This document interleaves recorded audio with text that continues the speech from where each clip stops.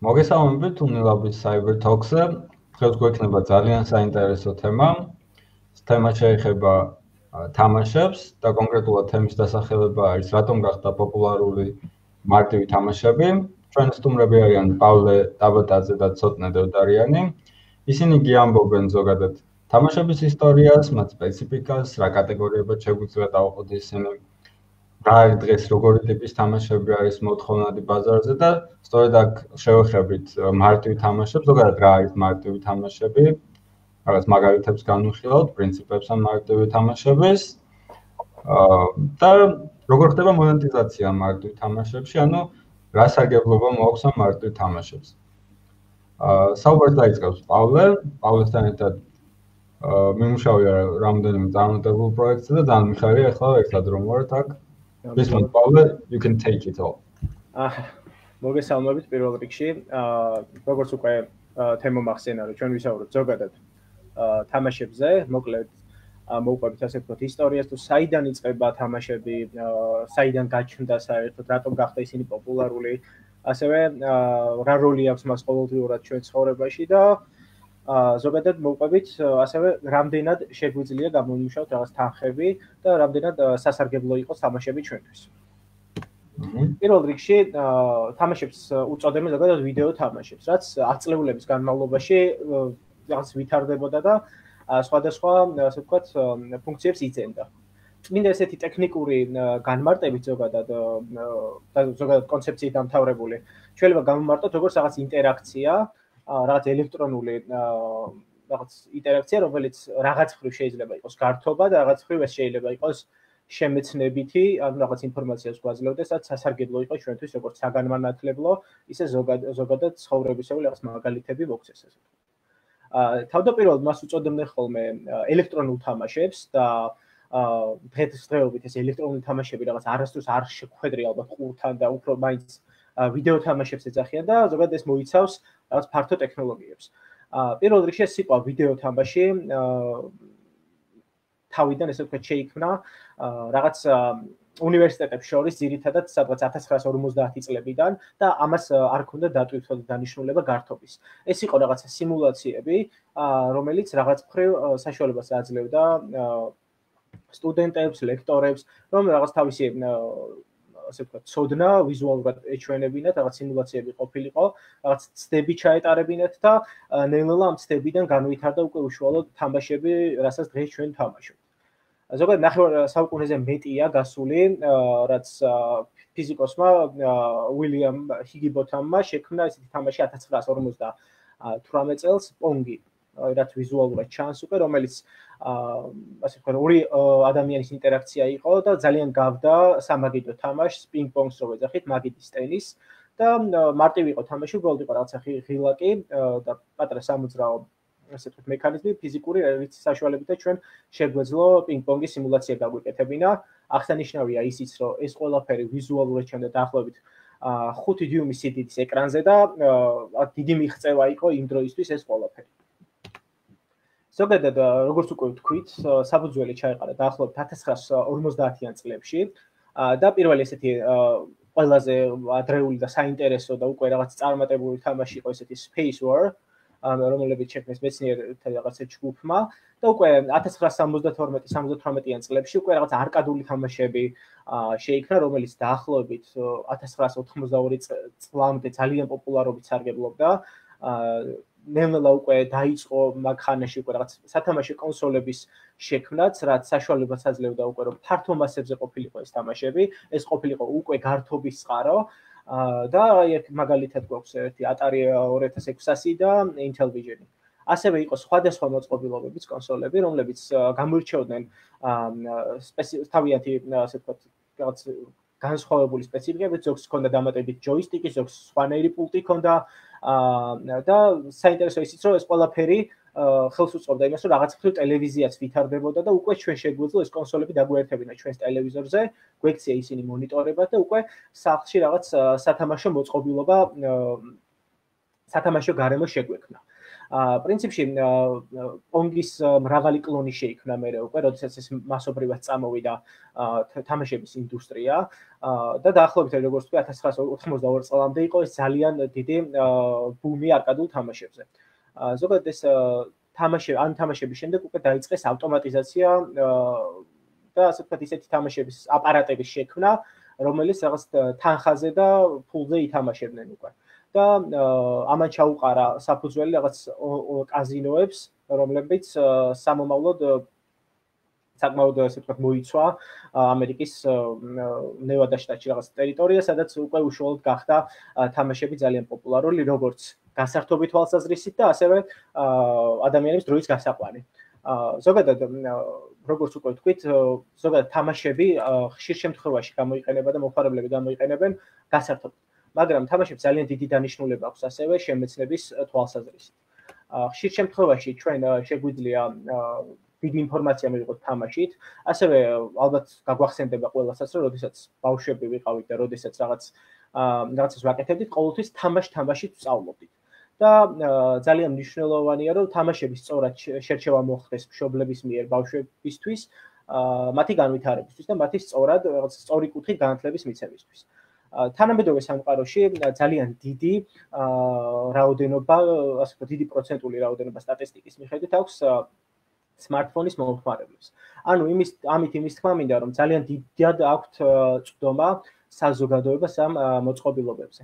შესაბამისად, თამაშებიც უფრო აი smartphone-ებისთვის ხშირად უფრო პოპულარულია, რადგან მათი მომხმარებლების რაოდენობა, smartphone-ების მომხმარებლების რაოდენობა, როგორც სტატისტიკაზე ჩანს, საკმაოდ მზარდია. ნუ ხა 2020 წლისთვის საშუალოდ იქნება 3.5 მილიარდი, ხოლო 3.8 მილიარდი იქნება უკვე 2021 წლისთვის საშუალო სტატისტიკის მიხედვით. რაც იმას ნიშნავს, რომ უფრო და უფრო იზრდება მომხმარებლები და შესაძლებლობა აქვთ თამაშების დეველოპერებს, რომ უფრო მეტ მომხმარებელზე ჰქონდეთ მათ ბაზარი და შესაბამისად უფრო მეტ მომხმარებელს აჩვენონ თავიანთი შექმნილი პროდუქტი, რომელიც მათ რაღაც მხრივ სარგებელს მოუტანს ფინანსურს და ასევე მოუტანს მათ პოპულარობას. რაც შეეხება როდის შევადაროთ სტატისტიკა მობილურ smartphone-ებსა და კომპიუტერებს, პერსონალურ კომპიუტერებს, დაახლოებით სტატისტიკა ვიზუალურად ჩანს და უკვე ყველა ვხედავთ, რომ როგორც ჩანს მობილურების სტატისტიკა, smartphone-ების მომხმარებელთა რაოდენობა იზრდება, ხოლო ასე ვთქვათ, desktop კომპიუტერების მომხმარებელთა რაოდენობა სტაბილურია, ან მცირდება, ანუ დიდად ცვლილებას არ განიცდის, ასე ვთქვათ. ნუ ტაბლეტების რაოდენობაც, ვისაც აქვს ასე ვთქვათ, Android-ის ან Apple-ის პლანშეტები, რაღაც სტაბილურად მიდის ამ წლების განმავლობაში, ანუ რაღაც მხრივ შეიძლება დაწეროთ თამაში, რომელიც იქნება მობილურისთვის და ამავდროულად იქნება უკვე პლანშეტისთვის და შესაბამისად უფრო მეტ ადამიანს და მოიცავს ასე ვთქვათ თქვენი პროდუქტი. რაც შეეხება ზოგადად ერთ-ერთი თამაშის მაგალითი მინდა განვიხილო, Flappy Bird ალბათ ყველა მიცის და რა ვიცი, უმეტესობას მაინც ნათამაშები გექნებათ. ეს არის ძალიან ისეთი თამაში, სადაც არის ესეთი ჩიტი, რომელიც ერთი თაფის მეშვეობით, ანუ ეკრანზე ერთი თაფის დაჭერის შედეგად ასე ვთქვათ, დაფრინავს. და ჩვენი თავარი მიზანია, რომ მარჯვნიდან მომავალი რაღაც მილები არ დავეჯახოთ და ავწეთ და მათ შორის გავწვით. საკმაოდ რთული თამაში აღმოჩნდა და საკმაოდ რთულად თამაშებად იყო და ხშირად ძალიან ბევრის უკმაყოფილებასაც განიცდიდა. ასევე ძალიან დიდი კრიტიკა მოყვა ამას, როგორც მისი სირთულიდან გამომდინარე კრიტიკოსების მხრიდან, ასევე აკრიტიკებდნენ მას, რადგან ძალიან ჰგავდა მარიოს, ანუ მარიოს ელემენტები იყო და პლაგიატისშიც ადანაშაულებდნენ, მაგრამ გაუძლო ამ თამაშმა ყოველ რაღაც მხრივ აი ამ კრიტიკას და ეს თამაში გასაკვირის არ უნდა იყოს 2013 წელს გამოჩნდა მაისში ბაზარზე, მაგრამ ისე აღმოჩნდა, რომ პოპულარული 2014 წლის დასაწყისში გახდა. ანუ ამით იმის თქმა მინდა, რომ ზოგადად შეიძლება და ხშირად ხდება ხოლმე ესეთი, როცა არის რაღაც game developer-ების ჯგუფი, რომ გააუშვან ერთი თამაში. ეს თამაში მაშინვე არ გახდეს პოპულარული, მაგალითად გაუშვეს A თამაში, შემდეგ გაუშვეს B, C, D თამაში სხვადასხვა სტილის და გაუშვეს ბოლოს მაგალითად D სტილის თამაში რაღაც. და შეიძლება უკვე ამ მომხმარებლები, რომლებიც ნახულობენ უკვე ამ D თამაშს, შემთხვევით გადავიდნენ ან ნახონ უკვე ის სუპირველი გაკეთებული თამაში და რატომღაც უკვე ბუმი ატყდეს ამ 10 თამაშზე, რომელიც მანამდე თითქოს და ეგონათ რომ დაფეილდა და ასე ვთქვათ არ გაამართლა. ამიტომ მოულოდნელობებით არის ძალიან ახსავს game development-ის სფერო ზოგადად და თუ რაღაც კონკრეტული თამაში რაღაც დროს არ გამართლებს, არ ნიშნავს რომ ეს იდეა არ იყო კარგი ან არ იყო წარმატებული. რაც შეეხება ზოგადად აი ამ ერთი შეხების პრინციპს ძალიან პოპულარული გახდა ამის შემდეგ, იმიტომ რომ ძალიან აბარტივებდა ზოგადად ყველაფერს ერთი შეხების პრინციპი, იმიტომ არ გჭირდებოდა ზედმეტად ფიქრი, უბრალოდ თავარია ზუსტ დროს დაგიჭირათ ეკრანის ნებისმიერ ადგილას, რომ ჩვენი ასე ვთქვათ Flappy Bird-ი ჩიტი ამხტარიყო. ამის შემდეგ ძალიან პოპულარული გახდა მისი მსგავსი, რადგან ეს ძალიან პოპულარული გახდა, ყველამ დაიწყო მისი მსგავსი თამაშების კეთება. ზოგადად საინტერესოა ისიც, რომ რატომღაც 2014 წლის ბოლოს, ზოგადად 2014 წლის იანვარში უკვე იყო iOS-ის Apple-ის მარკეტზე ყველაზე პოპულარული თამაშების სიაში, ერთ-ერთ მოწინავე პოზიციაზე იყო და ამ პერიოდის განმავლობაში მისი შემქმნელები ამბობდნენ, რომ დღეში 50,000 ამერიკულ დოლარს გამოიმუშავებდა ეს თამაში სხვადასხვა რეკლამებით და სხვადასხვა საშუალებებით. ზოგადად მისი პოპულარობის ზენიტში როცა იყო, მოხდა ისე, რომ ეს თამაში წაიშალა სტორიდან. და ძალიან დიდი უკმაყოფილება გამოიწვია მომხმარებლების მხრიდან და ამიტომ ზოგმა ტელეფონების და smartphone-ების მწარმოებლებმა დაიწყეს რომ როდესაც ტელეფონს ყიდნენ ავტომატურად ქონდეს ჩაწერილი ეს თამაში და ამით განზარდეს მათ თავიანთი ასე ვთქვათ პროდუქტის რეალიზაცია და უფრო მეტ და ფართო მასებზე ყიდნენ უკვე თავიანთ მოწყობილობებს. რაც შეეხება Flappy Bird-ის მსგავს თამაშებს, როგორც უკვე ვთქვით, როდესაც წაიშალა ძალიან აქტიურად დაიწყო მისი მსგავსი თამაშების დადება Apple-ის და Google Play-ის და Apple Store-ებზე და ძალიან თავიდან ძალიან ხშირად და ფართო მასებს მოედო, მაგრამ უკვე მე Google Play-მ და Apple-მას დაიწყეს წაშლა ამ მსგავსი თამაშების, რადგან ძალიან გავდა და თითქმის ანალოგი იყო Flappy Bird-ის. ნუ სახელებიც რაღაც მსგავს არქმევდნენ, Flappy Chicken, Flappy, რა ვიცი, ძალიან Pig და ასე შემდეგ, ბევრი მსგავსი თამაში იყო. ხოლო რაც შეეხება Flappy Birds, როგორც უკვე ვთქვით, აი ძალიან ასე ვთქვათ, ნერვების მომშელი თამაში იყო მომხმარებლებისთვის, იმიტომ რომ სირთულიდან გამომდინარე ხშირად იყო, რომ მაგალითად ძალიან ბევრის ტელეფონი დააგდო, ბევრმა ტელეფონი გატეხა, დააზიანა და ასე შემდეგ. და ასევე იყო ძალიან აზარტული. ამიტომ კრიტიკოსების რაღაც ნაწილი ასევე ამბობდა, რომ ეს თამაში რაღაც ნარკოტიკული თამაში იყო, იმიტომ რომ ზემოქმედება ისეთი იყო, რომ ძალიან აზარტულს ხდიდა და შესაბამისად მომხმარებლები ვერ ანებებდნენ თავს და მაქსიმალურად ასე ვთქვათ შებოჭა ამ თამაშმა.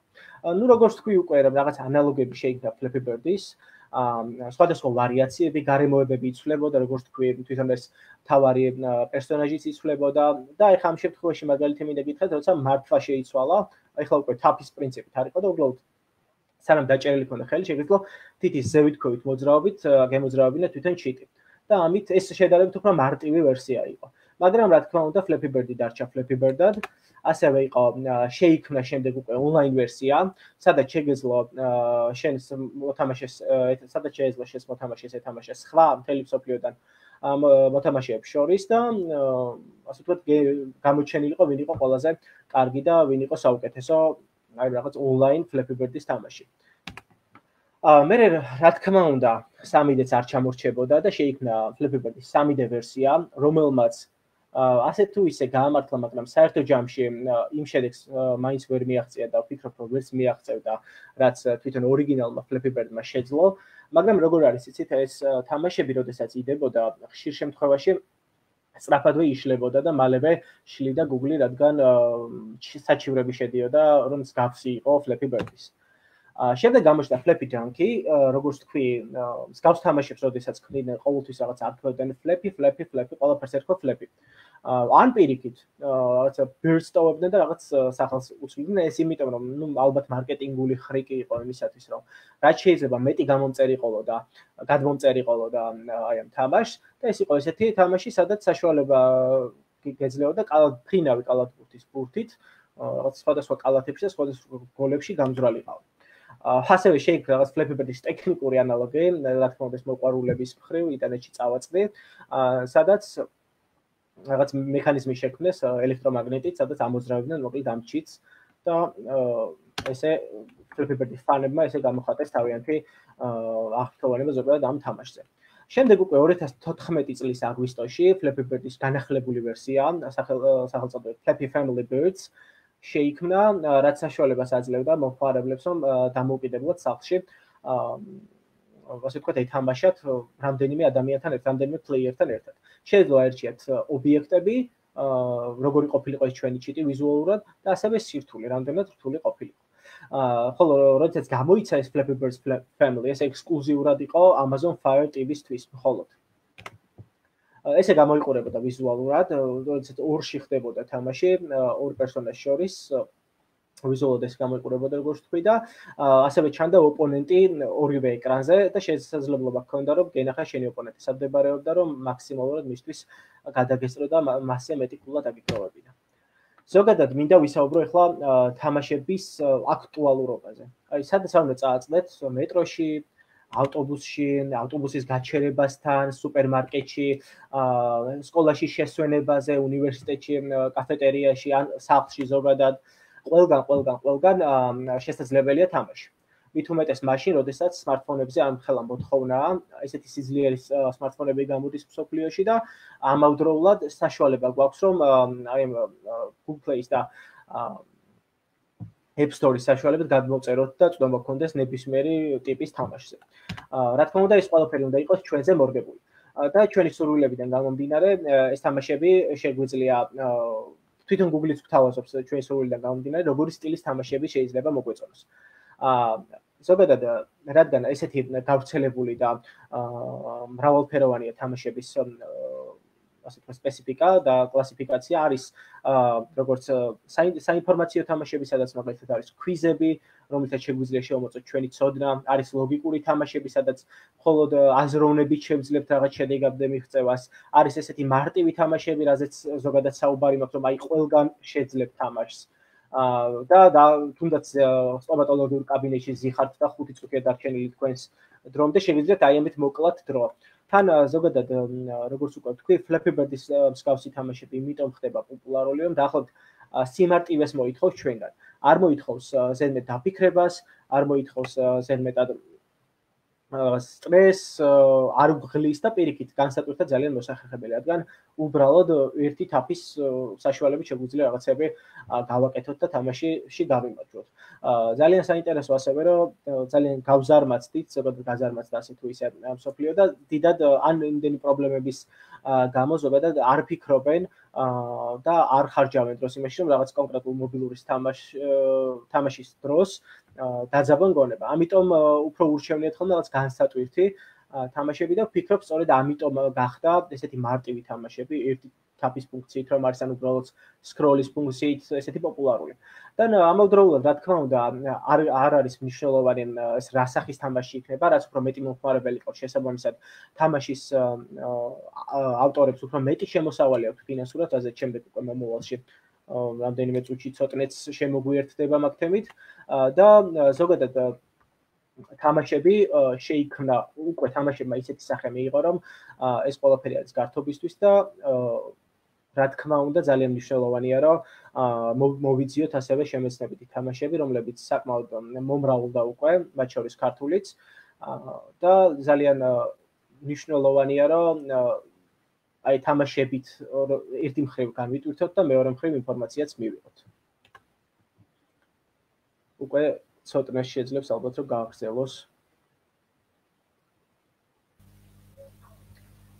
ერთი რაც შეიძლება რომ დავამატო ამ ყველაფერს არის რომ ეს თამაშები, თუნდაც პატარა თამაშები, იმდენად პოპულარული და სოციალურად მნიშვნელოვანი გახდა რომ ვიდეოს უყურებდი, მაგალითად აი პონგი რო ახსენა პავლემ, პონგი რო შეიქმნა, ხო არკეიდ ბოქსებისთვის იყო ეს და ყველას გვინახავს ალბათ მაგ დროის 70-იანი 80-იანი წლებში გადაღებული ფილმები და მაგ დროზე გადაღებული ფილმები და დიდ მოლებში ყოველთვის დგას ხოლმე ეს არკეიდ ბოქსები და ყველა თამაშობს იქ თამაშებს და ეს ამ ვიდეოში დამფუძნებელი ამ პონგის იძახდა რომ მე რაღაც გამოხმაურებას რომ ვღებულობდი თუ ამ თამაშზე ხალხი მწერდაო რომ თავიანთი მეორე ნახევარი გაიცნესო ამ პონგის თამაშის დროსო რა. და ეგ ძალიან საინტერესო არის. რამდენად აკავშირებს ადამიანებს თამაშები, თუნდაც ესეთი პატარა თამაშები რა და რამდენად დიდი მოვლენა შეიძლება გახდეს თამაში კაცობრიობისთვის რა, ხალხისთვის. საერთოდ თამაში ზოგადად გონებრივადაც ძალიან ასე ვთქვათ, სტრატეგია თამაშები რომ ძალიან ამუშავებს გონებას. ასევე ანალოგიც გახდა ერთ-ერთი დასაწყისში, ეხლა დამავიწყდა მეთქვა ზუსტად ჭადრაკი. როდესაც შეგიძლია თუნდაც უკვე ონლაინ ეთამაშო ადამიანს და ეს გონებრივი თამაშები ძალიან პოპულარული გახდა. კი. უბრალოდ ეს მარტივი თამაშები მაინც ძირითადად დროის გასაყვანად ჭირდებათ ხოლმე მომხმარებლებს და მით უმეტეს კიდევ იმასაც დავამატებ სანამ ცოტნე შენ ჩაერთვები ბოლომდე რომ ზოგადად სმარტფონები და ინტერნეტთან ესეთი წვდომა ძალიან დიდ საშუალებას აძლევს დეველოპერებსაც რომ მათი თამაშები რამდენიმე დღეში მოედოს მთელ მსოფლიოს. ამიტომ მაქსიმალურად მნიშვნელოვანი არის სანამ თამაშს შექმნიან ბაზრის შესწავლა და თან წინასწარ გათვლა იმ მომხმარებლებზე, რომლებიც მათ უნდათ რომ იყოს თავიანთი თამაშის საბოლოო ბენეფიტები რა. კი. და ესეთი თუნდაც პატარა თამაშები შეიძლება ისეთი პოპულარული გახდეს, რომ მე ფილმიც გადაიღონ, მაგალითად Angry Birds-ზე გადაიღეს, ეს Angry Birds-ი გამოვიდა 2009 წელს. იმის შემდეგ რაც მაგალითად App Store-ში შეიქმნა და სადღაც 2008 წელს მე მგონი და მაგის მერე ეს თამაში რომ გამოვიდა ძალიან პოპულარული გახდა და 2016 წელს გადაიღეს პირველი ფილმი და მე ეს ფილმიც იმდენად პოპულარული იყო რომ მეორე ფილმიც გადაიღეს. ხო, მეორე ნაწილიც კი. ხო. და სხვათა შორის მე ექსკლუზივი იყიდა როგორც მახსოვს Angry Birds-მა Nokia-ის ტელეფონებში იყო მხოლოდ ეს მე ეს თამაშები. ხო, მაგაზეც შეგვიძლია ვთქვათ, რომ პირველი mobile game-ი რომელიც შეიქმნა იყო Snake-ი 1997 წელს შეიქმნა და რა მე მგონი ადამიანი არ მოიძებნება რომ ნათამაშები არ ქონდეს Snake. თან იმ Nokia-ებში რომლებიც ძალიან პოპულარული იყო თანრიანი Nokia. ხო. საქართველოშიც და მსოფლიოშიც. ასევე Sonic the Hedgehog ესეც მე მგონი ახლა გამოვიდა და ესეც რავი ძალიან პოპულარული ფილმია. ხო, სხვათა შორის უნდა კიდე ძალიან მნიშვნელოვანი იყო Angry Birds-ის შემთხვევაში და სხვათა შორის Sonic-ის შემთხვევაში ახლა გამახსენდა რომ უკვე აი როგორც ჩანთები იყიდება Angry Birds-ის, სასმელების რაღაც ჭიქები იყიდება და იმდენად შეაყვარა ამ თამაშმა მომხმარებლებს და ბავშვებსაც და მულტფილმმა რომ ძალიან პოპულარული გახდნენ უკვე არა მარტო თამაშის მიმართულებით, არამედ ცალკე ბიზნესად შეიქმნა რომ აწარმოებენ სათამაშოებს, აწარმოებენ რაღაც პროდუქტებს, ამ სახე შეიქმნა მოკლედ ეს Angry Birds-ის ჩიტები რა. ხო, ასევე დიდი თამაშებიც არსებობს, რომლის მიხედვითაც ფილმებს იღებენ თუ ასე შემდეგ. მაგალითად Warcraft-ი რო ავიღოთ, მე მგონი Warcraft-ი არის კარგი მაგალითი იმისა, რომ სულ მუდამ რო ვითარდება თამაში, რა მუდამ ვითარდებოდეს. მაგალითად Warcraft-ი გამოვიდა 14 წლის წინ და რაც შეიქმნა დღემდე ვითარდება, ან დღემდე განიცდის განვითარებას და დღემდე ცდილობენ დეველოპერები რომ მოარგონ ამ მომხმარებელზე ეს თამაში და ძალიან საინტერესოა ეგეც. ასევე წიგნების მიხედვით იქნება თამაშები, მაგალითად ეს Witcher-ი რო ავიღოთ, თან ეს იმით არის საინტერესო, რომ პოლონელი წერლის წიგნები არის ეს Witcher-ის სერია, 7 წიგნია თუ არ ვცდები და მაგის მიხედვით გააკეთეს მე ეს თამაში და ეს პოლონეთი პოსტსაბჭოთა ქვეყანა არის და ჩვენ კულტურასთან ახლოს არის მათი კულტურა და ამ თამაშის და იმ წიგნებშიც ძალიან სუყედ არის ჩადებული ეს თავიანთი კულტურა რა და ჩვენთვისაც ძალიან მნიშვნელოვანია ხა ჩვენს გვაქვს რაღაცა წიგნები მაგალითად თუნდაც ზღაპრები რო აიღო შეგიძლია ზღაპარი აიღო და იმის მიხედვით გააკეთო რაღაც თამაში რა თან აქ მნიშვნელოვანი კიდე ის არის რომ ეს იმდენად დიდი კულტურული მოვლენა ხდება მაგალითად თამაში შეიძლება გახდეს რომ წაკითხული მაქვს რომ პოლონეთის პრემიერ-მინისტრი ან პრეზიდენტი როდესაც სტუმრებს ხებულობდა ელჩებს ან სხვა ქვეყნის წარმომადგენლებს საჩუქრად გადასცემდა ამ Witcher-ის ამ თამაშის დისკს რა იმდენად მნიშვნელოვანია მათთვის კულტურულად ეს ყველაფერი. ბოდიში ცოტა კიდე დავამატებ იმასაც, რომ პოლონეთში საკმაოდ განვითარებულია უკვე game development და ძალიან აქცევენ ყურადღებას უკვე და საკმაოდ დიდი სერიოზული კომპანიები არიან ჩართული უკვე ამ game development-ში. ამის გამოც თუნდაც ამ თამაშის მე ეს თამაშიც 3 სერია არის და ძალიან წაწია წინ მოკლედ ეს ინდუსტრია. მაგრამ კიდე ასეთ თამაშებში მნიშვნელოვანი არის ის, რომ რამდენიმე დასასრული შეიძლება კონდეს რა. ანუ წიგნებისგან მაგალითად თამაში იმით განსხვავდება, რომ რაღაც ინტერაქციის შესაძლებლობა გეძლება. მაგალითად მოთამაშე როგორ გადაწყვეტილებებსაც იღებს სიუჟეტის განვითარების დროს, ისე ვითარდება სიუჟეტი და შემდეგ მაქედან გამომდინარე მიდიხარ რაღაც გარკვეულ დასასრულამდე. და როგორც ვიცი, ამ Witcher-ს რაღაც 40-მდე ალტერნატიული დასასრული აქვს რა. და ეგეთი რაღაცები თამაშებში ძალიან მრავლად არის ჩადებული და ძალიან საინტერესო ხდება ეს ყველაფერი. ხან წინისგან განსხვავებით ეს ისეთ ინფორმაციას გაძლევს, რომ შეიძლება ვიღაცა სხვა შედეგი მიიღოს, ვიღაცამ სხვა და ძალიან ერთხელ რო ითამაშო შეიძლება რაღაც სხვა გზით წახვიდე და სხვა ისტორია გადაგხდეს და ნამდვილად ძალიან საინტერესოა მაგ კუთხითაც. ხო. შემდეგი როგორ შეიძლება რომ გამოიმუშაოს მაგალითად game developer-მა ფული ერთი გზა არის ამისი რომ მაგალითად დაიწყოს მუშაობა რაღაც game კომპანიაში და იქ მოუწევს მუშაობა რაღაც სხვადასხვა პროექტებზე რასაც ის კომპანია აიღებს და იქ განვითარდება. მეორე გზა შეიძლება იყოს ფრილანსერობა, არსებობს ძალიან ბევრი საიტი და მაგის მეშვეობით რაღაც შენს პორტფოლიოს წარადგენ და ადამიანები გიკავშირდებიან და შეგიძლია რომ სხვა ადამიანებს გაუკეთო თამაშები მოკლედ და ამაში აიღო რაღაც ანაზღაურება. და ასევე შეგიძლია ინდივიდუალურად იმუშაო თამაშებზე და უამრავი პლატფორმა არსებობს, სადაც შეგიძლია რომ განათავსო ეს თამაშები. და რავი, მარტო ინდივიდუალურადაც არა შეგიძლია რაღაც ჯგუფი, გუნდი ჩამოაყალიბო შეკრა და მასე გააკეთოთ თამაშები. ხო. შემდეგი სლაიდი.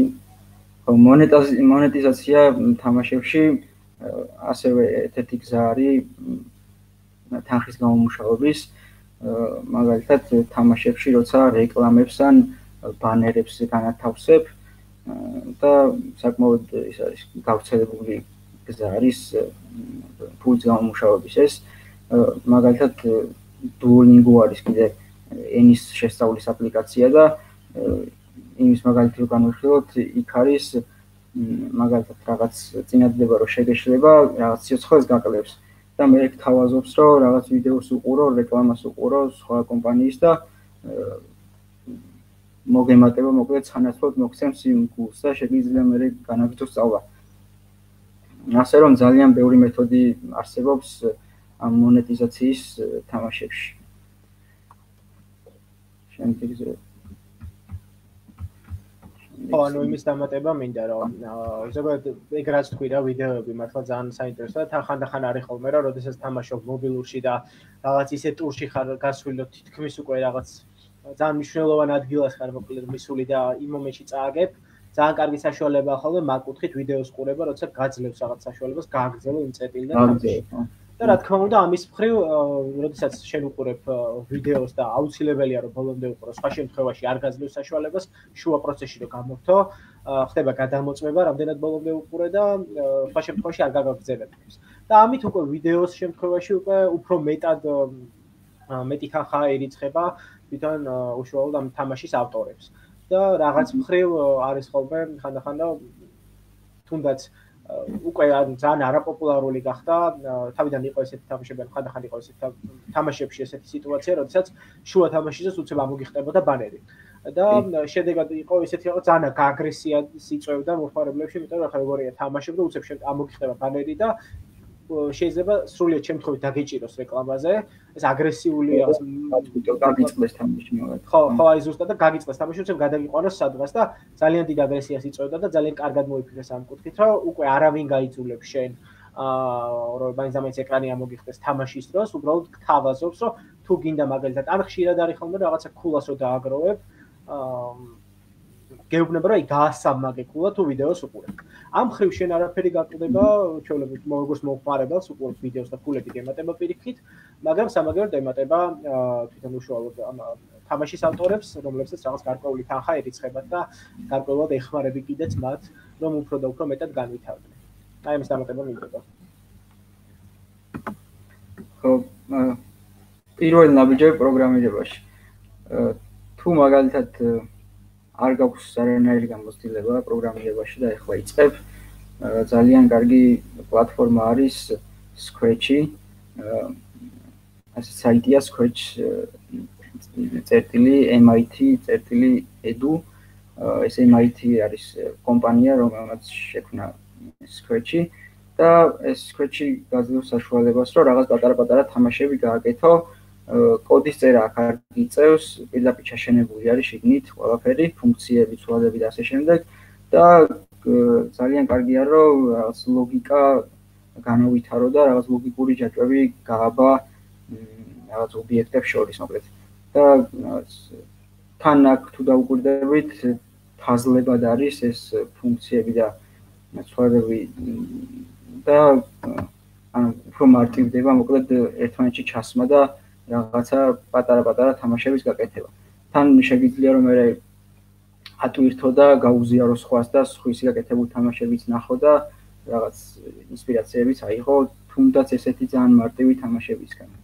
ხო, თან რაც თავარია, ცოტა იმასაც დავამატებ, რომ Scratch-ის საშუალებას გაძლევს და ირექთა მართლა როგორც თქვი, რომ საერთოდ არ ქონია არანაირი პრაქტიკა, გასწავლოს კიდევ ასევე ლოგიკურად როგორ დაალაგო რაღაცეები. იმიტომ რომ ძალიან მნიშვნელოვანია ზოგადად თამაშებშიც და ზოგადად პროგრამირებაში, რომ რაღაც ალგორითმები ისე ააგო, რომ მაქსიმალურად სწრაფი იყოს, მაქსიმალურად მორგებული იყოს შენს იდეაზე, რა თამაშის გაკეთებაც გინდა და Scratch-ი ძალიან ეხმარება ამაში და იმიტომ რომ რაღაც ანუ ბევრი ადამიანი ვიცი, ვინც მაგალითად Scratch-ით დაიწყო სწავლა და ძალიან გაუადვილდა მე უკვე უშუალოდ კოდის წერა. რეალურად Scratch-იც ასე ვთქვათ, ბლოკები რაც არის ჩამონათვალი, ასრულებს რაღაც ბრძანებას, რაც წინასწარ გაწერილია უკვე პროგრამულად. შესაბამისად, აქ უკვე Scratch-ის საშუალებას გაძლევს, რომ ალგორითმულად დაალაგოს სწორად. თორე უკვე დანარჩენი პროგრამული ნაწილი საერთოდ არ გიწევს. ამით უკვე იჩვევი მომხმარებელი, რომ რაღაც ალგორითმები ასე ვთქვათ, სწორად დააგო, ან გადააკეთო რაღაცა, რომ მაქსიმალურად ახლოს იყოს იმ შედეგთან, რაც გსურს. ამიტომ ძალიან მნიშვნელოვანია თამაშებში მით უმეტეს სწორი ალგორითმი.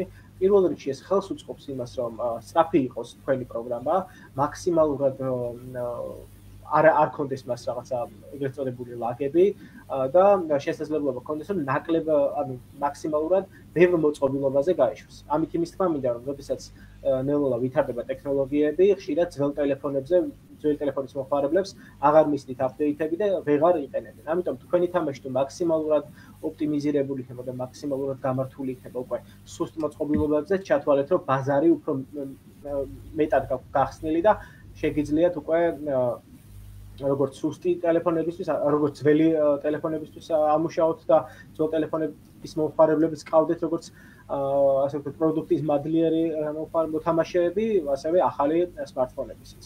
რაც თავარია კიდე ზოგადად ალგორითმი ძალიან მნიშვნელოვან როლს ასრულებს მთლიანად პროგრამირებაში. ამიტომ რომ ალგორითმი არის ის რა, არის რაღაცა გზა, რომელიც რაღაც პრობლემის გადასაჭირად უნდა გავიაროთ. და ეს გზა უნდა და აუცილებელია რომ მნიშვნელოვანია ასევე რომ დაალაგდეს სწორად დაალაგოთ ალგორითმი თავდაპირველად და ზოგადად თამაშის ან ნებისმიერი სხვა პროგრამის წერასთან ამიწყებთ ასე თუ ისე გააზრებული უნდა გქონდეთ ის გზები, რა გზების გავლაც მოგიწევთ უშუალოდ დეველოპმენტის პროცესში. ხშირ შემთხვევაში ხდება ხოლმე რომ როდესაც ეს არ არის გააზრებული, მთლიანად ეს გზა გადახვევა ხდება მთავარი გზიდან და კონცენტრაცია გადადის უკვე სხვა დამატებით ნაწილებზე მაგალითად შეიძლება წინასწარ კონდეს დაგეგმილი რომ რაღაც თამაში ააწყო, სადაც ხტუნვა, სადაც მოძრაობა, მხოლოდ Y ღერძია და ასე შემდეგ და შედეგად ბოლოს ისე მოხდეს რომ საერთოდ აღარ იყოს შენობა თამაში ხტუნვა, ანუ მის თქმა მინდა რომ შეიძლება პროცესში გაგიჩნდეს რაღაც იდეები და სულ დაგავიწყდეს თავდაპირველად რასაც გეგმავდი და საბოლოო ჯამში გაგეწევოს ეს ყველაფერი დროში და ვერ მიიღო ის შედეგი, ან საერთოდ დანებდე და აღარ გააგრძელო. ხშირად ყოფილა ესეთი შემთხვევა და ამიტომ ჯობია რომ ზოგადად წინასწარ სანამ თამაშის კეთებას დაიწყებ წინასწარ ქონდეს დაგეგმილი და წარმოდგენილი რაღაც ტექნიკური დავალების სახით სადაც იცის ზუსტად რა როგორ და რანაირად უნდა გააკეთო. ეს ძალიან გიწყობს ხელს როგორც ორგანიზებაში პროგრამირების, ასევე უკვე დედლაინის დაგეგმვაში რომ იცი რომ დაახლოებით რა დროს გექნება შენი თამაში, შენი საკუთარი თამაში ან თუნდაც შეკვეთა მზად. და ალგორითმის კუთხით ძალიან დიდ გამოცდილებას მოგცემთ Scratch-ი ზოგადად, როცა იმ შემთხვევაში თუ საერთოდ არ გქონიათ შეხება პროგრამირებასთან. შეიძლება ერთი შეხედვით ეს საბავშვო რაღაც ასაწყობს გავს, მაგრამ დამიჯერეთ ძალიან დიდი ინფორმაციის მატარებელია ეს პროგრამა და ძალიან აადვილებს როცა აღქმას პროგრამირების, როდესაც საერთოდ არ გაქვს პრაქტიკული ცოდნა ამის შესახებ რა. აი ეს ამის თქმა მინდოდა. ეთანხმები ყველაფერში. პრინციპში ესე რაღაც ზოგადად ამოუწურეთ ამაზე საუბარი. როგორც თქვი ზოგადად თამაშები ძალიან მნიშვნელოვანი არის, რომ გამოვიყენოთ და ბავშვებისთვისაც რაღაც გამოვიყენოთ როგორც შემეცნებითი, მედეცინასაც გვაქვს მაგ მხრივ გამოცდილება. რაღაც მხრივ გავაკეთეთ რამდენიმე თამაში, ეს არის ანბანი, რომელიცაც საშუალებას ვაძლევთ მომხმარებლებს, რომ შექმნან და იწავლონ უფრო სწორედ უშუალოდ თამაშის მეშვეობით ანბანი, ქართული ანბანი, თუ როგორ არის ის მოხაზულობა, რამდენი ასოსგან შედგება, რამდენია თანხმოვანი, რამდენია ხმოვანი და ასე შემდეგ.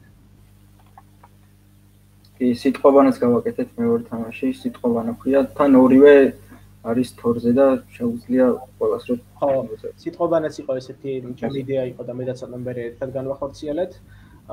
ეს იყო რაღაც ესე იდეა მოგვივიდა რომ გვინდოდა რაღაც ბავშვებს როდესაც რაღაც ანბანის აპლიკაცია როცა დავასრულეთ ვიფიქრეთ რომ აი რა შეიძლება ყოფილიყო შემდეგი და ესეთი იდეა მომივიდა რომ ვიზუალურად რაღაც ობიექტს ვაჩვენებდით ამით ვასწავლეთ მას ამ ობიექტის დასახელებას და ასევე ამ ობიექტების ასოთა წყობას და საშუალება ჰქონდა ბავშვს და აქვს თუ იქნება ამ აპლიკაციაზე რომ ააწყოს ამ ობიექტის დასახელება სათითაოდ ასოებით და შემდეგ უკვე როდესაც სწორად მოხდება ამ ობიექტის დალაგება ასო აი როგორც ჩვენ ბავშვობაში როცა ვსწავლობდით ამბავს და მაშინ ვკითხულობდით ეგრე წაუკითხოს და ამით ბავშვი ძალიან ერთობა ძალიან ბევრისგან გამიგია რომ ძალიან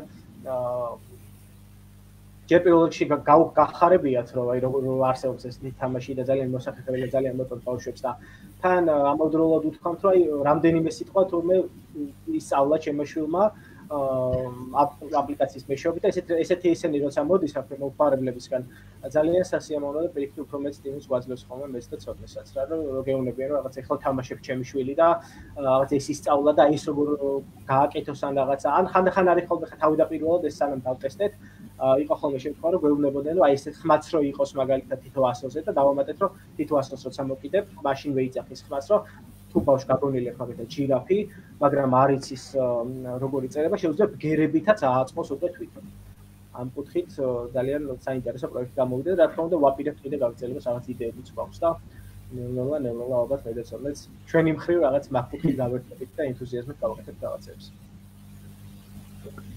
ძალიან დიდი მადლობა საინტერესო პრეზენტაციისთვის.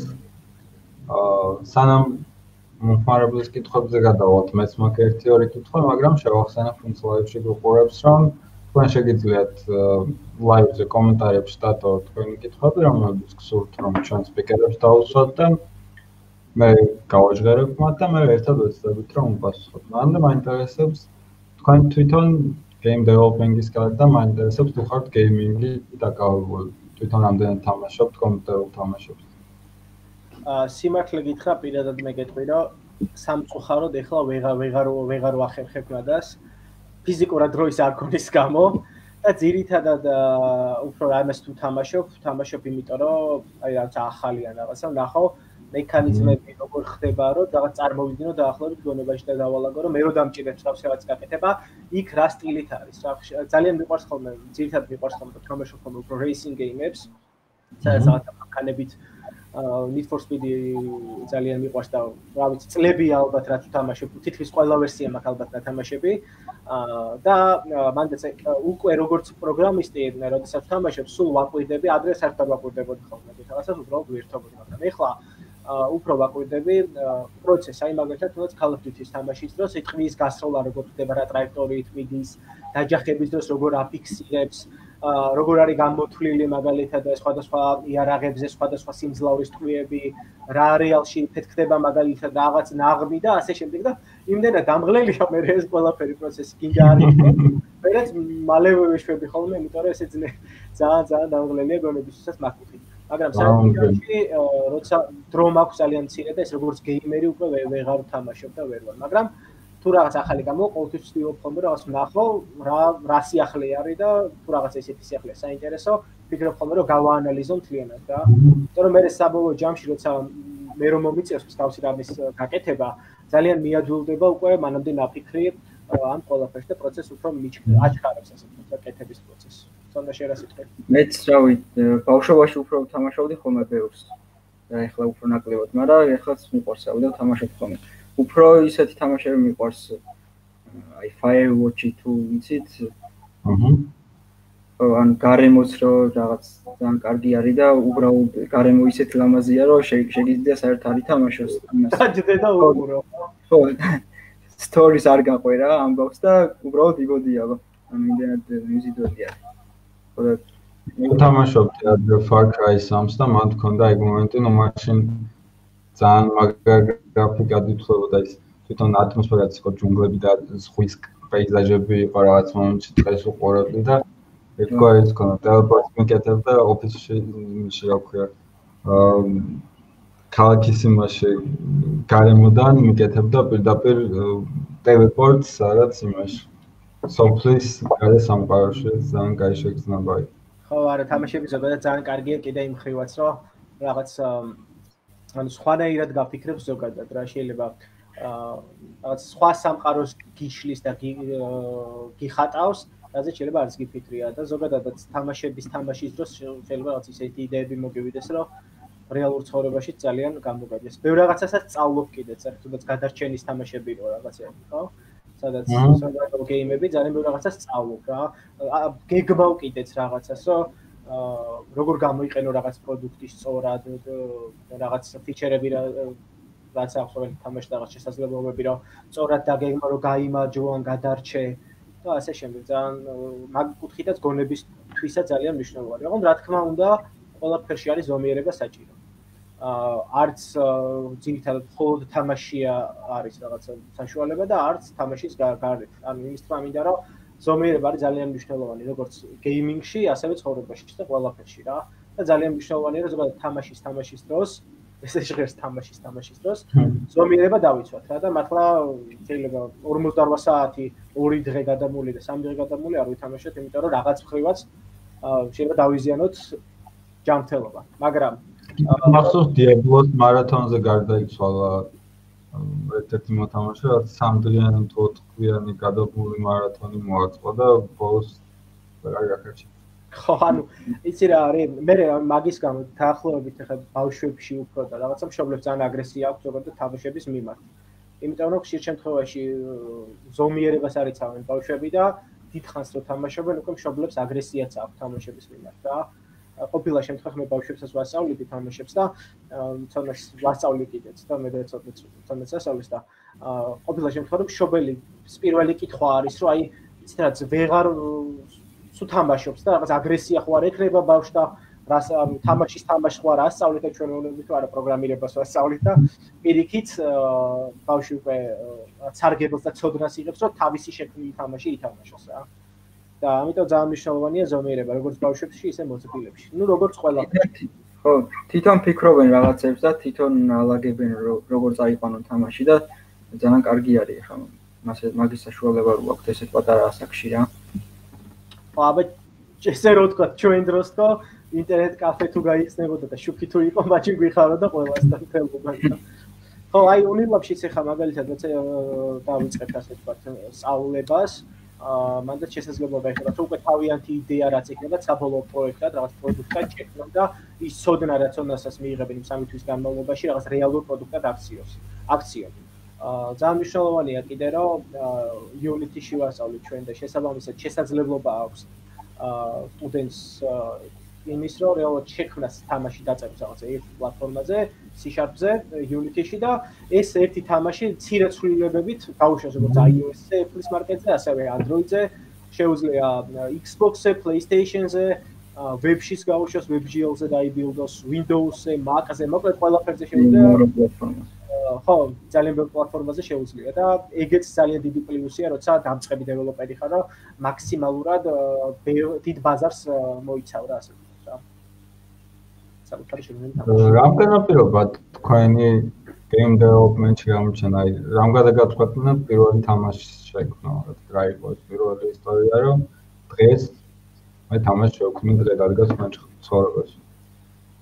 ჩემ შემთხვევაში იყო ესეთი სიტუაცია, რომ წლების წინ 2012 წელს მოხდა ისე, რომ ელექტრონული წიგნების საბაში დავიწყე სტაჟირება და სანდროს ხელშეწყობით რაღაც ისე მოხდა, რომ სანდრო გავიცანი და მე მითხრა, რომ წამოდით რაღაც კითხვა, გვაინტერესებდა ზოგადად პროგრამირება და წამოდით თუ კითხვები გაქვთ რაიმე კითხე და თავიდან რაღაც ვერიდებთ. მაგრამ ისე მოხდა, რომ მივიდით ისეთი კარგი გარემო დახვდა, რომ ესეთი სიტუაცია იყო, რომ ჩვენ რაღაც მხრივ უნდა დავხმარებოდით მათ ელექტრონული წიგნების კეთებაში და სანაცვლოდ ჩვენ მივიღებთ რაღაც ინფორმაციას და ცოდნას ზოგადად თამაშებზე და აპლიკაციებზე.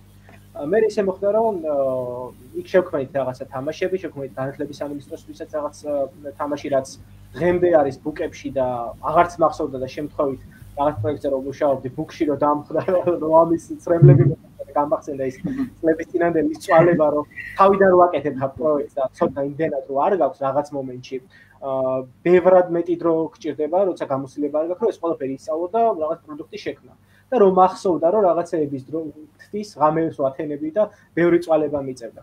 და ძალიან ისეთი იყო რაღაც სენტიმენტები გამოიწვია ყოველ შემთხვევაში და მე იყო ესე ნელ-ნელა გავითარდა სიმართლე გითხრა ესე დავდექი და იცი და მე დღეს თამაში უნდა გავაკეთო ესე არ იყო, მაგრამ რაღაცნაირად უფრო ვინტერესდებოდი ამ თამაშებით. მე მოხდა ისე რომ ერთ-ერთ კომპანიაში გადავედი თამაშების საკეთებლად და ასე ვთქვათ დავსაქმდი და უკვე მაქედან დაიწყო ალბათ რომ სტანდარტული დავალება არ მქონია ხოლმე არასდროს, ანუ შესაძლებლობა მქონდა ყველა თამაში მაინც ინდივიდუალურია და შესაძლებლობა მქონდა რომ რაღაც ერთი მონოტონური საქმე არ მეკეთებინა, ანუ ძალიან არ მიყვარს ზოგადად მონოტონური რაღაცების კეთება და შესაბამისად თამაშებშიც ისეთი სიტუაცია რომ ზოგადად თამაში შეგიძლია შექმნა ნებისმიერ იდეაზე, ხო? რაც მოგივა თავში ყველაფერს შექმნი თამაშად. და რადგან ესეთი პლატფორმა და შესაძლებლობაა, რომ რაც იდეა მოგივა თავში ყველაფერს გააკეთე, ძალიან გიწყობს ხელს, რომ უკვე აზროვნებითაც და რაღაც სტანდარტული რაღაცები არაა წყო რა. ეხლა უფრო მაგიტო წავედი თამაშებისკენ, რომ თან აზროვნებას გჭირდებოდა მაქსიმალურად და თან პლუს რაღაც ის ცოდნა უნდა რეალიზება გაკეთებინა იმ ცოდნასაც უშუალოდ პროგრამირებას ეხება რა. ცოტნე ჩვენი სტაჟიორი იყო GeoLab-ში, ესე გავიცანით ცოტნე. ხო, მე ბავშვობაში მაინტერესებდა ხოლმე სულ რო თამაშობდი.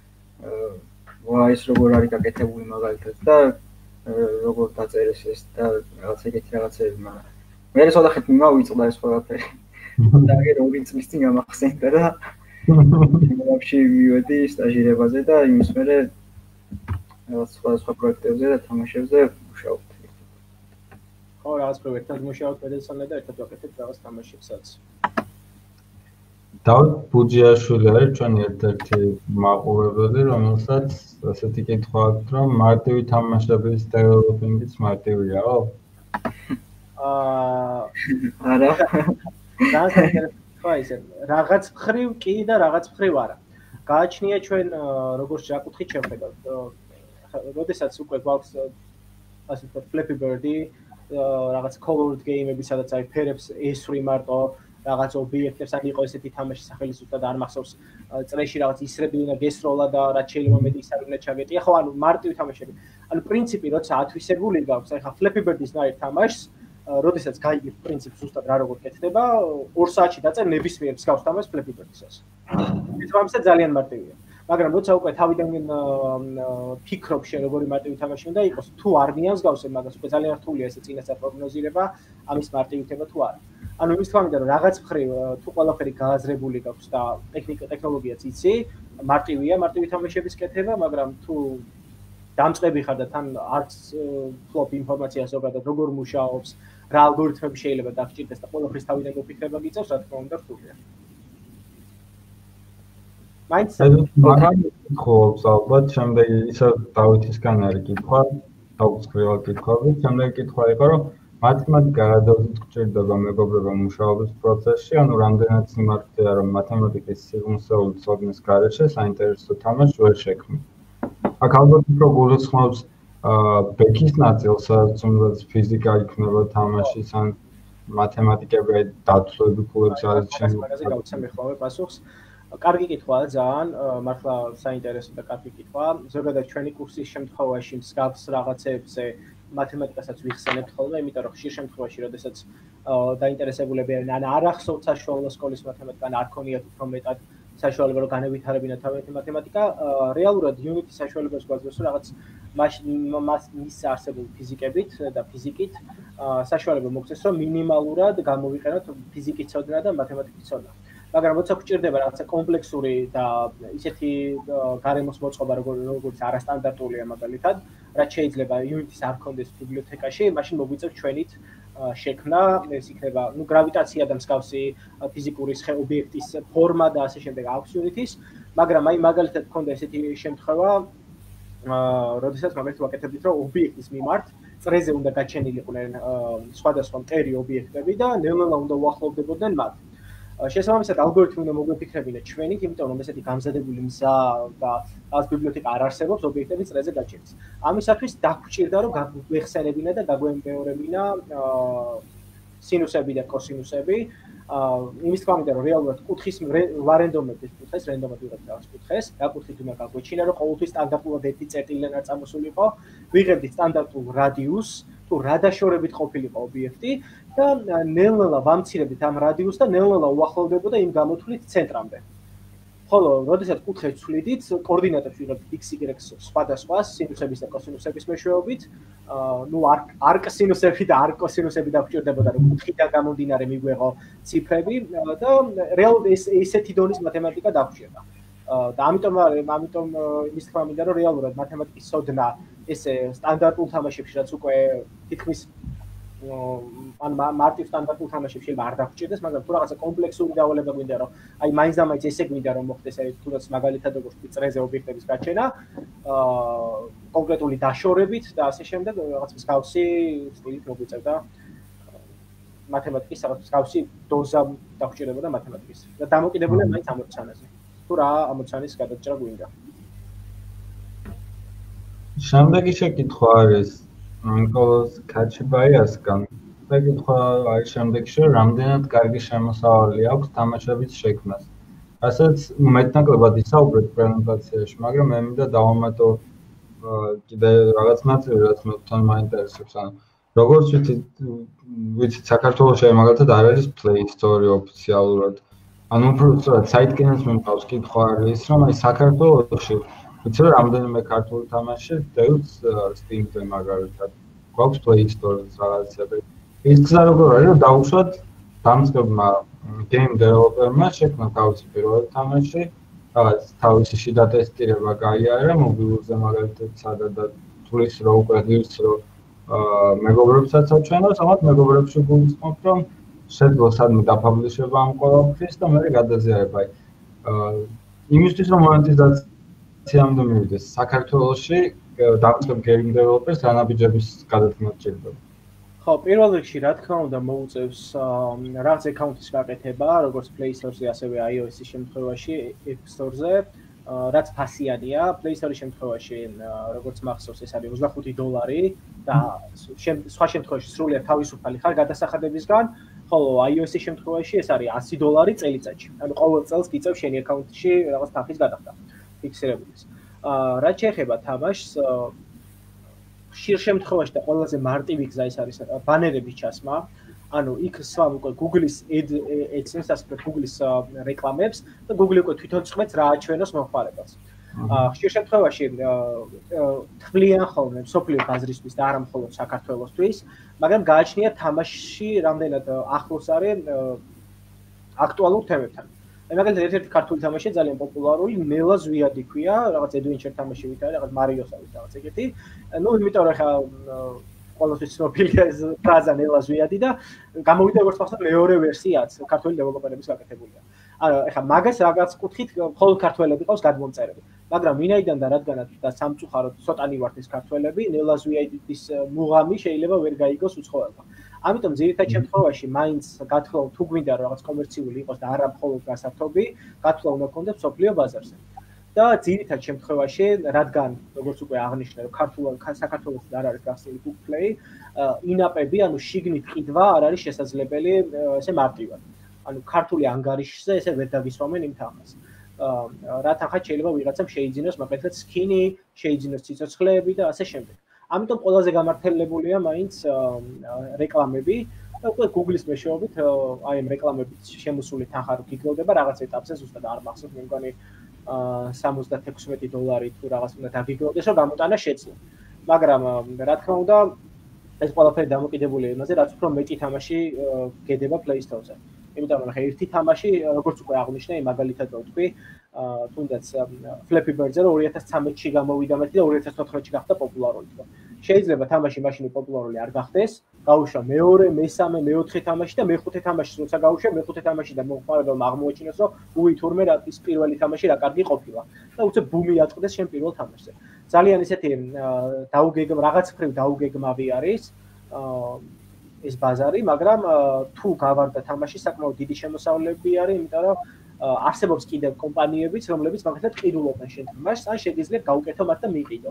ესეთი кетჩაპია მაგალითად, სადაც რაღაც უგზავნი წინასწარ ბეტა ვერსიას თუ მოეწონათ რაღაც თანხას გირიცხავენ და რაღაც ვადებში უნდა დაასრულო შენ, მაგრამ ეს თამაში უკვე ყიდულობს ის кетჩაპი.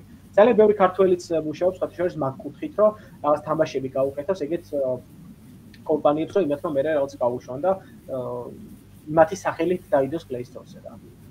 ცნობილი კომპანიებია.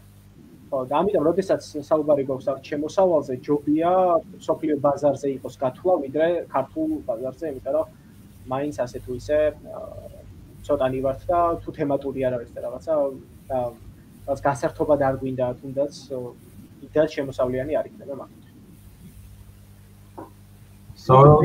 ეს ბევრი და ბევრი მოხარებელი არ გეყოლება ფიზიკურად რა. რეკლამასაც ვერ ნახავს ბევრი და შესაბამისად თანხაც ვერ იქნება იმდენი, რამდენის გათვლა არის საჭირო. მაგრამ რა თქმა უნდა, ყველაფერს სჭირდება მოთმინება და ბევრი შრომა. მაგ კუთხით. ასე გქონდა. შენ ხარ გინაცოტნე რაიმე სტომატობა ამ თემაზე თუ? არა, ყველაფერი თქვა მე. ოკეი, მაშინ სავარაუდოდ ბოლო კითხვას არა კიდე დაამატეს, მაგრამ ნუ კრემ ასოაც ეცი კითხვა.